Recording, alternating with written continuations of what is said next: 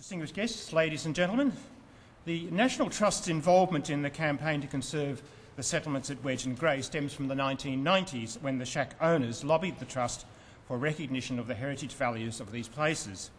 The Trust recognised that there were scientific values, but was concerned that the social values of the places were not being properly addressed in the many discussions and arguments that surround the settlements and their possible removal. As part of its support for the conservation of these places, the National Trust classified Wedge and Grey and recommended that the Heritage Council assess the places for inclusion into the State Register. And I remember being at the committee meetings that recommended their classification, being somewhat curious as to why some people were so adamant that the places be removed. Wedge and Grey are unusual heritage places that excite strong views for and against their value to our West Australian culture and heritage.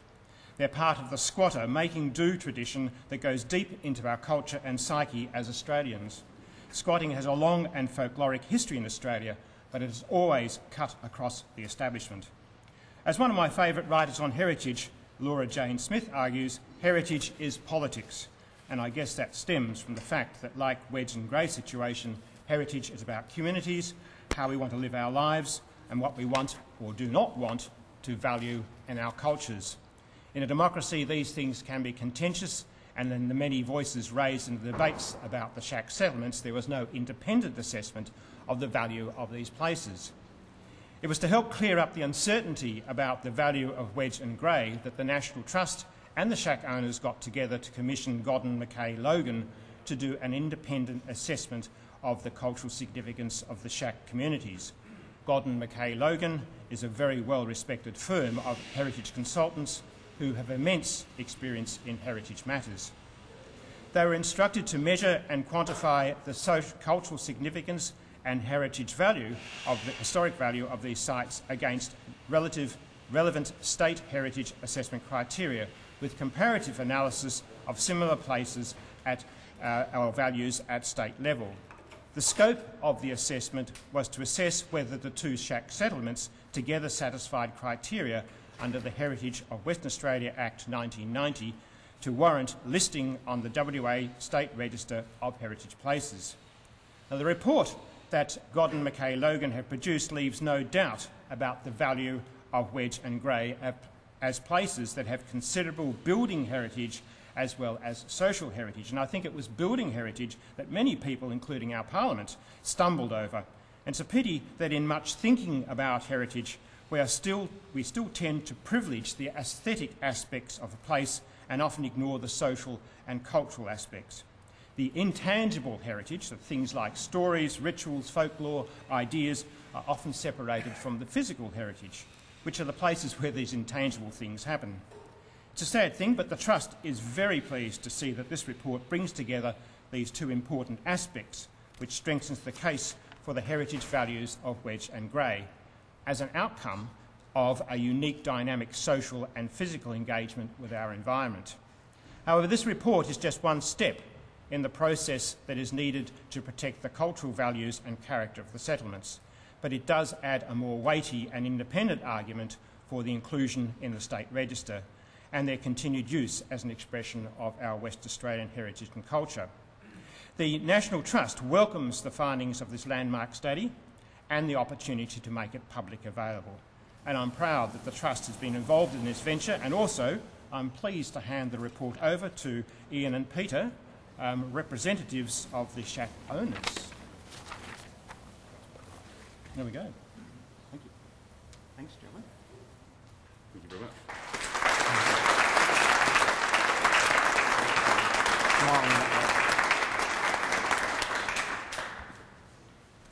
Thank you very much, John. I'd now like to thank the Minister for Environment and Water, Bill Marmion, to comment on the report and to thank him for his attendance here today.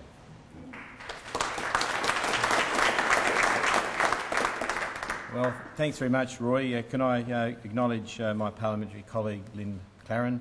I know Cheryl Edwards is in the audience as well, former Minister for the Environment. Representatives from Curtin University, representatives from the National Trust and representatives from the shacks, Grey and Wedge.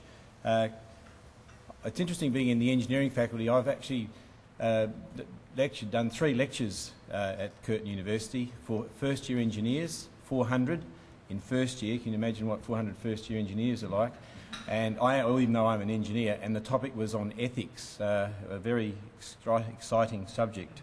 So it's good to be actually talking about something that's perhaps a bit more entertaining than ethics. But I also, before I talk specifically about this report, I'll also preempt my comments the fact that I have visited Wedge and Grey and also the Donnelly River Shacks, and so I know the area reasonably well, but also from a personal, possibly historic context. Our family would holiday in Lancelin every summer for 2 weeks. I grew up in Bunbury, and there was some shacks at a place called Didy Bay, which I think they don't exist anymore. So the people up there, people from Wedge and Grey will probably know it. There was some people from Bunbury that had a shack at Didy Bay, and I spent a little bit of time there with my father. So I have a little bit of historic context as well. But we're here today to actually launch the Wedge and Grey Shack Settlement Heritage Report. It's, I guess, commissioned by the National Trust, and well done for the National Trust for doing that.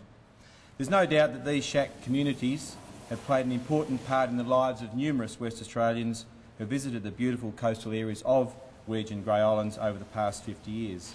And having read the Wedge and Grey Shack Settlement Report by Godden McKay Logan, heritage consultants, I can say that it does provide a significant record of the shack's history. It will contribute to a better understanding of the heritage values of Wedge and Grey settlements, and will be used as a resource for the planning and future management of these areas. I know the Department of Environment and Conservation, which manages Wedge and Grey on behalf of the state government, has provided input into this heritage assessment as well as others conducted in the past, and we have some DEC people in the audience. As you'll be aware, DEC has established a working group that is currently examining the best outcomes for Wedge and Grey, including consultation with key stakeholders and interest groups. These include shack occupiers and the local authorities over planning requirements, the needs of professional fishers who currently reside in the shacks, the aspirations of the Uid Aboriginal group with respect to Aboriginal heritage, and the tourism and recreational needs of the general public. This is particularly important considering Wedge and Grey are now easily accessible via Indian Ocean Drive, resulting in increased visitor numbers to these attractive locations. As a priority, the state government is committed to developing these areas to provide West Australians with low-impact, nature-based, affordable visitor facilities and accommodation, including camping and caravanning facilities. That way, we can assure that these coastal tourism attractions can be safely enjoyed and accessed by all Western Australians. During the past 12 months, DEC has begun the process to determine the scale, form and location of possible public recreation and commercial accommodation infrastructure at Wedge and Grey. The planning team is currently collating information on the range of constraints and opportunities that exist at both of the sites. Some of the constraints include the presence of Aboriginal heritage sites, low-lying and inundated areas, the availability and quality of water, rare flora, access, topography, coastal processes and coastal setbacks, the location and nature of contaminated sites, and the heritage values of each of the individual shacks. The State Heritage Office also is to be involved in this consultative process and represented at the working group meetings. This collaborative approach will ensure the best future outcomes for Wedge and Grey are reached. In conclusion, I'd like to acknowledge the work done by the National Trust WA in commissioning this fine report. By working together, we will achieve a suitable balance for Wedge and Grey between the conservation of cultural heritage and public safety, while ensuring environmental sustainability and public recreation access for all West Australians. So thank you very much for the opportunity to come here this morning to speak, and I look forward to the role this document can play in moving forward in terms of the future role of Wedge and Grey shacks. Thank you very much.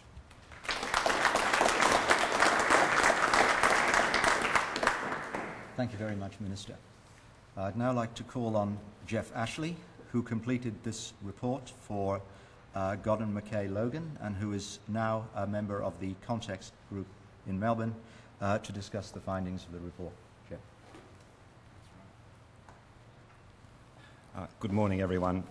Apologies first up, I brought a cold from the east with me, so I hope I can get through here.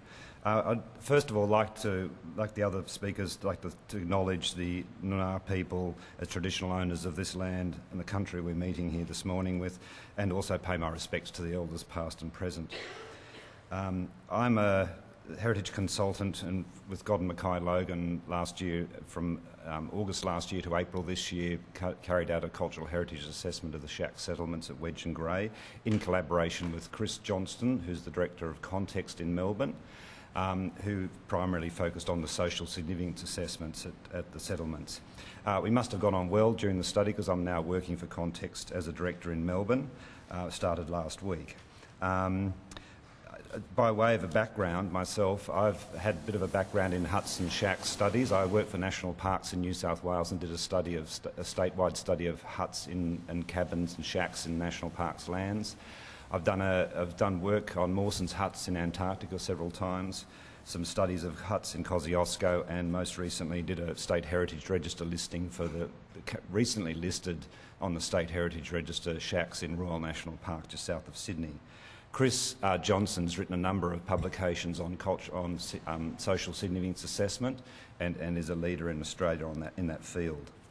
The brief, as others said, is a very specific brief from the National Trust, is to assess whether the two shack settlements of Wedge and Grey together satisfied criteria under the Heritage of Western Australia Act 1990 to warrant listing on the WA State Heritage Register of Heritage Places. I think most of you will be aware of the conservation planning processes, but just for those who aren't, it's not a matter of going out there and having an opinion about the Heritage Act and the criteria that it describes. A key part of the process we went through is to actually fairly intensively examine the evidence, both physical evidence, historical evidence, and the social significance of the communities, and importantly also to do a comparative assessment of these places against other places in Western Australia and in Australia and in fact abroad. So, and these things flow from the Icamos Borough Charter, which is a very clearly defined principles and processes for assessing cultural heritage significance, which is fairly similar to the criteria under the Western Australia Heritage Act. And so the Borough Charter has a very clear process how to go about that assessment. That physically for us meant coming to Western Australia, to the shack communities for over a week and conducting fairly intense site work, interviews with people, group meetings, and half a dozen or more group meetings on site to understand social values. Fair bit of historic research, a lot of reading reports of comparative assessments, and also talking to government staff members who are responsible in the Heritage Council and DEC for these lands to understand their perspective on the shack settlements.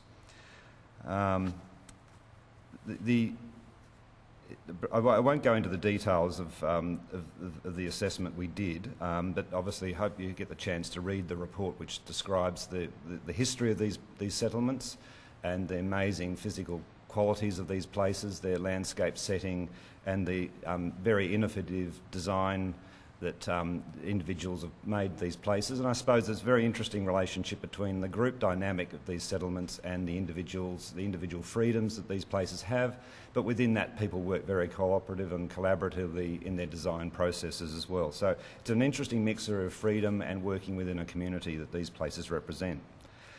In summary, the criteria under the Western Australia Heritage Act has 6 criteria, 4 of which are to do with the nature of significance, historic, social, aesthetic, and scientific, and 2 degree of significance, that is how much significance, both as rarity and representative. There's 17 sub-criteria for those 6 criteria, so there's a lot of work that goes into doing an assessment of significance. You basically take the evidence, you analyse that evidence and look at it against those criteria. So it's a matter of seeing whether under those criteria the settlements do meet that criteria at a state level in this case.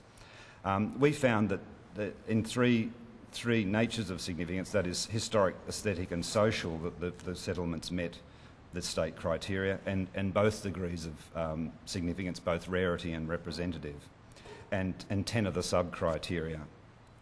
So we felt that there was a clear case that the assessment shows that the shack communities do meet the heritage criteria to warrant listing on the Western Australia Heritage State Register, sorry. In saying that, we did note the Western Australia shack inquiry did pay some commentary on the shack settlements, and we did in our assessment did not agree with their assessment that the social value of the shacks could be retained if they were removed and replaced with other forms of accommodation. Because one of the key things of our work was that the social significance of the places and the quality of the places themselves, the aesthetic qualities of the place, the building and the landscape setting which they sit within, and their history of construction are completely entwined, and there's no way of really separating out and removing those buildings without really damaging the social value of the place. So that was one of our key findings, and of course we felt that the places do have aesthetic value, both in the way they sit in the landscape, they're sheltered by the dunes, and they sit comfortably in the landscape, and of course it's the actual qualities of the community-held aesthetics, a very strong characteristic of these shacks, and that we believe gives them aesthetic significance as well. I think it might be useful just to read a couple of paragraphs, because there is a bit of a focus in doing this sort of work of saying, oh, well, it meets X number of criteria, therefore it's, satisfies listing on the register. I think it's important that ultimately significance assessment isn't about numbers and criteria, it's actually about emotive ideas of meaning of words.